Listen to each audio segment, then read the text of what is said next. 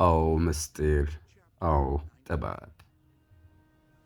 ጥንታዊትና ቅድስት በምትሆን በኢትዮጵያ ኦርቶዶክስ ተዋሕዶ ቤተ ክርስቲያን ጉያ ተሸሽገው የኖሩት መለኮታዊ ምስጢራት ዛሬ በዘመነ ፍጻሜ ለዓለም ሕዝብ ግልጽ ሊሆኑ ድምፃቸውን ከፍ አድርገው ይጣራሉ። ይህች ጥንታዊት መቅደስ ከዓለም አድማስ ባሻገር በጥንታዊነት የጸናች ምስጢርን እንደ ማኅተም የጠበቀች መለኮታዊት መዝገብ ናትና።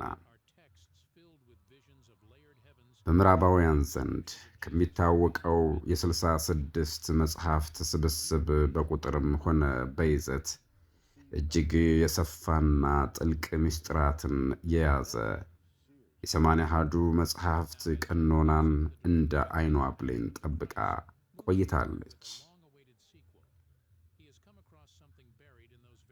ቤተ ክርስቲያኗ ለዘመናት ጠብቃ ያቆየቻቸው እነዚህ መጽሐፍት በምዕራባውያን ዓለም አዋልድ ተብለው የተገለሉ ቢሆንም በጥንታዊው ክርስትና ዘንድ ግን እጅግ ተቀባይነት የነበራቸው እንደ መጽሐፈ ሄኖክና መጽሐፈ ኩፋሌ ያሉ ጥንታውያን ሥራዎችን በአካልነት ያካትታሉ። ይህ መጽሐፍ ቅዱሳዊ ሀብት በግዕዝ ቋንቋ ተጠብቆ የቆየ ሲሆን በኦክስፎርድ ዩኒቨርሲቲ የካርቦን ምርመራ የተደረገላቸውና ከ330 እስከ 650 ዓመተ ምህረት ባለው ጊዜ ውስጥ እንደተጻፉ የተረጋገጡት የአቡነ ገሪማ ወንጌላት የዚሁ ጥንታዊነት ሕያው ምስክር ናቸው። ኢትዮጵያ በ451 ዓመተ ምህረት በነበረው የኬልቄዶን ጉባኤ ውሳኔ ባለመስማማቷና የራሷን የነጻነት መንገድ በመከተሏ የምዕራቡ ዓለም በየጊዜው ሲያደርግ ከነበረው የቀኖና መቀነስና ማጣራት ልትተርፍ ችላለች። ዳግመኛም እናስተውል። የምዕራቡ ዓለም ሊቃውንት ዛሬም ድረስ መጽሐፈ ሄኖክን ለማንበብና ለማጥናት ወደ ግዕዝ ቋንቋና ወደ ኢትዮጵያ መጽሐፍት መመልከት ግድ ይሆንባቸዋል። ይህ የመጽሐፍት ስብስብ የሰፋው ቀኖና ተብሎ የሚጠራ ሲሆን በውስጡም እንደ ሲኖዶስ፣ መጽሐፈ ኪዳንና ቀለሜንጦስ ያሉ በምዕራባውያን ዘንድ የማይታወቁ መጽሐፍትን ይዟል። በእነዚህ መጽሐፍት ውስጥ ካሉት እጅግ አስገራሚ ታሪኮች መካከል አንዱ በመጽሐፈ ሄኖክ ላይ የተገለጸው የትጉሃን ወይም የወደቁ መላእክት ምስጢር ነው። መጽሐፉ እንደሚተነትነው እነዚህ መላእክት ከሰማይ ወርደው ከሰው ልጆች ሴቶች ልጆች ጋር በመዳቀል ኔፍሊም የተባሉ ግዙፍ ሰዎችን ወልደዋል።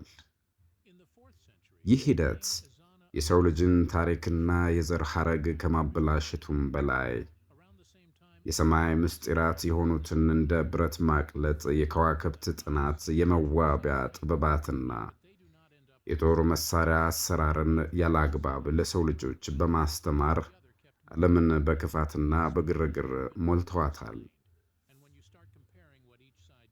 የምዕራባውያን መጽሐፍ ቅዱስ የኖህ የጥፋት ውሃ የመጣው በሰው ልጅ ኃጢአት ብቻ እንደሆነ ሲገልጽ፣ የኢትዮጵያ ሄኖክ ግን ዋነኛው ምክንያት ይህ ከመላእክት ጋር የተደረገው ሕገወጥ ውህደትና ጥበብ እንደነበረ ያብራራል። ሌላው በመጽሐፈ ሄኖክ ውስጥ የሚገኘው ትልቅ ምስጢር የሰው ልጅ የሚለው መጠሪያ ነው። በአዲስ ኪዳን ኢየሱስ ክርስቶስ ራሱን ለመጥራት የተጠቀመበት ይህ ስም በሄኖክ ትርጓሜ መሠረት ከዓለም መፈጠር በፊት የነበረ በእግዚአብሔር ፊት የተቀመጠና በዘመነ ፍጻሜ በኃያላን ላይ ለመፍረድ የሚመጣ መለኮታዊ አካል መሆኑን ያሳያል። ይህ ጥልቅ ትስስር የአዲስ ኪዳን ጸሐፊዎች የኢየሱስን ማንነት ሲገልጹ የኢትዮጵያ መጽሐፍ ቅዱስ ምስጢራትን እንደ ምንጭ እንደተጠቀሙባቸው ያረጋግጣል። ከዚሁ ጋር ተያይዞ በኢትዮጵያ ቤተ ክርስቲያን ዘንድ የሚታወቀውና ነቢዩ ኢሳይያስ ወደ ሰባቱ ሰማያት ያደረገውን ጉዞ የሚተርከው የኢሳይያስ ዕርገት የተባለው መጽሐፍ እጅግ አስገራሚ መረጃዎችን ይዟል። መጽሐፉ ክርስቶስ በእያንዳንዱ ሰማይ ሲያልፍ በዚያ ሰማይ ያሉ መላእክትን መልክና አምሳያ እየያዘ ማንነቱን ሰውሮ ወደ ምድር መውረዱን ይገልጻል። ይህንንም ያደረገው የጨለማው ዓለም ገዢዎች የእርሱን መለኮታዊ ክብር እንዳያውቁትና በምስጢር የሞትንና የሰይጣንን ኃይል ለመስበር እንደሆነ መጽሐፉ ይተነትናል። ይህ ታሪክ ክርስቶስ በምድር ላይ የነበረውን ቆይታ ከኮስሚክ ጦርነት አንጻር እንድንመለከተው ያደርገናል። ታዋቂው የፊልም ዳይሬክተር ሜል ጊብሰን አሁን በዝግጅት ላይ ያለውና $250 ሚሊዮን በጀት የተመደበለት የክርስቶስ ትንሣኤ የተባለው ፊልም በዋናነት እነዚህን እንደ መጽሐፈ ሄኖክና የኢሳይያስ ዕርገት ያሉ የኢትዮጵያ መጽሐፍትን እንደ ምንጭ እየተጠቀመ መሆኑ ተዘግቧል።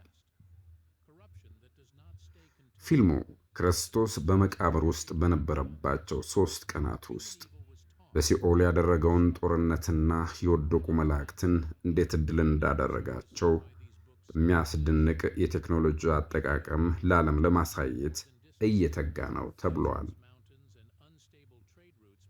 ይህ አቀራረብ ክርስቶስን እንደ ታሪካዊ ሰው ብቻ ሳይሆን በዓለማት መካከል የሚደረግን ታላቅ መንፈሳዊ ጦርነት አሸናፊ እንደሆነ አድርጎ ያሳያል። ይህ ጥንታዊ መንፈሳዊ ጦርነት ዛሬ በዘመናዊው ዓለም ውስጥ በሌላ መልክ ይኸውም በቁሳዊና በፋይናንስ ስርዓት እየተደገመ መሆኑን ዴቪድ ሮጀርስ ዌብ ታላቁ ነጠቃ በሚለው መጽሐፉ በዝርዝር ያስረዳናል። ዌብ እንደሚለው ባለፉት 10 ዓመታት ውስጥ በምስጢር የተቀረጹ የሕግና የፋይናንስ መዋቅሮች የሰዎችን የግል ሀብት በሕጋዊ መንገድ ለመቀማት ተዘጋጅተዋል ይለናል። በተለይም የዩኒፎርም የንግድ ሕግ UCC አንቀጽ 8 እንዲሻሻል የተደረገበት መንገድ ግለሰቦች ያላቸውን አክሲዮን፣ ቦንድና የባንክ ተቀማጭ ገንዘብ በሕግ ደረጃ የነሱ እንዳይሆን አድርጎታል። በዘመናዊ ስርዓት ውስጥ አንድ ሰው አክሲዮን ሲገዛ እውነተኛ ባለቤት ሳይሆን ሴኩሪቲ ኢንታይትልመንት ወይም የዲጂታል መብት ብቻ ነው የሚኖረው። ይህ ደግሞ በታላቅ የኢኮኖሚ ቀውስ ወቅት ትላልቅ ባንኮች እንደ ዋስትና ወይም ኮላትራል ይዘውት እንዲሄዱ ሕጋዊ ፈቃድ ይሰጣል። ይህ ፈቃድም ዓለም አቀፋዊ ነውጥ እንደሚፈጥር ያሳያል፣ ይተነበያልም። ይህ አሰራር በሕዝቡ ዘንድ ሳይታወቅ የተፈጸመ ታላቅ ዘረፋ ሲሆን ዓላማውም ጥቂት የማይባሉ ልሂቃን የዓለምን ሀብት በሙሉ እንዲቆጣጠሩ ማስቻል ነው። ይህ የሀብት ነጠቃ ሂደት በአሁኑ ወቅት በዓለም አቀፍ ደረጃ እየተተገበረ ካለው የዲጂታል መታወቂያ ወይም ዲጂታል አይዲ እና የማዕከላዊ ባንክ ዲጂታል ገንዘብ ወይም CBDC እንቅስቃሴ ጋር ቀጥተኛ ቁርኝት አለው ተብሏል። በብሪታንያ ፓርላማ ላይ የቀረቡ ማስረጃዎች እንደሚጠቁሙት የዲጂታል መታወቂያ ስርዓት የሰዎችን እንቅስቃሴ፣ ዕድሜ፣ የሥራ ፈቃድና ሀብት በአንድ ዲጂታል ቦርሳ ውስጥ በማካተት ሕዝቡን በቴክኖሎጂያዊ መንገድ ለመቆጣጠር የሚያገለግል መሳሪያ ነው። ይህ ስርዓት ሰዎች በራሳቸው ሀብት ላይ ያላቸውን ስልጣን የሚገድብና በቅድመ ሁኔታዎች ላይ የተመሰረተ እንዲሆን ያደርጋል። ዌብ እንደሚተነትነው ይህ ሂደት ከጥንታዊ የትጉሃን መላእክት የሰው ልጅን ከመቆጣጠር ታሪክ ጋር የሚመሳሰል ዘመናዊ የመንፈሳዊና የቁሳዊ ጦርነት ነው። ጥቂት ግለሰቦች ማዕከላዊ ባንኮችን፣ መንግስታትንና ሚዲያዎችን በመቆጣጠር ዓለምን ወደ ምንም ነገር አይኖርህም፣ ደስተኛም ትሆናለህ ወደሚለው አጀንዳ እየመሯት ይገኛሉ። በአጠቃላይ የኢትዮጵያ ኦርቶዶክስ ተዋሕዶ ቤተ ክርስቲያን የጠበቀቻቸው 80 አሃዱ መጽሐፍት ለሰው ልጅ ታሪክና ለወደፊት ዕጣ ፈንታ ወሳኝ ሆኑ ምስጢራትን ይዘዋል። መጽሐፈ ሄኖክና የኢሳይያስ ዕርገት የሰው ልጅ ከክፉ መንፈሳዊ ኃይሎች ጋር ያለውን ትግል ሲያብራሩ፣ ሜል ጊብሰንም ይህንን ምስጢር በፊልም መልክ ለዓለም ለማሳየት እየጣረ ነው። በሌላ በኩል ደግሞ የዴቪድ ሮጀርስ ዌብ ትንታኔ ይህ መንፈሳዊ ጦርነት ዛሬ በፋይናንስና በሕግ ሥርዓት ውስጥ እንዴት በረቀቀ መንገድ እየተካሄደ እንደሆነ ያሳያል። የእነዚህ መረጃዎች ጥምረት የሚያሳየው ዓለም ወደ ታላቅ የለውጥና የቀውስ ወቅት እየገባች መሆኑን ነው። የጥንታዊት ኢትዮጵያ መጽሐፍት የሚሰጡን ግንዛቤ ይህንን ዘመናዊ የሀብትና የነጻነት ነጠቃ ለመቋቋም መንፈሳዊና ታሪካዊ መሠረት ይሆነናል።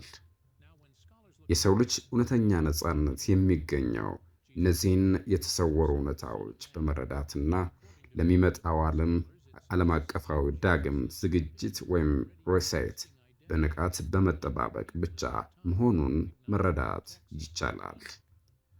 ኦ ምስጢር! ኦ ጥበብ! ይህ ሁሉ የሆነው ለሰው ልጅ ድህነትና ለነጻነት መሆኑን እናስተውል ዘንድ መንፈስ ቅዱስ አእምሮአችንን ያብራልን። አሜን።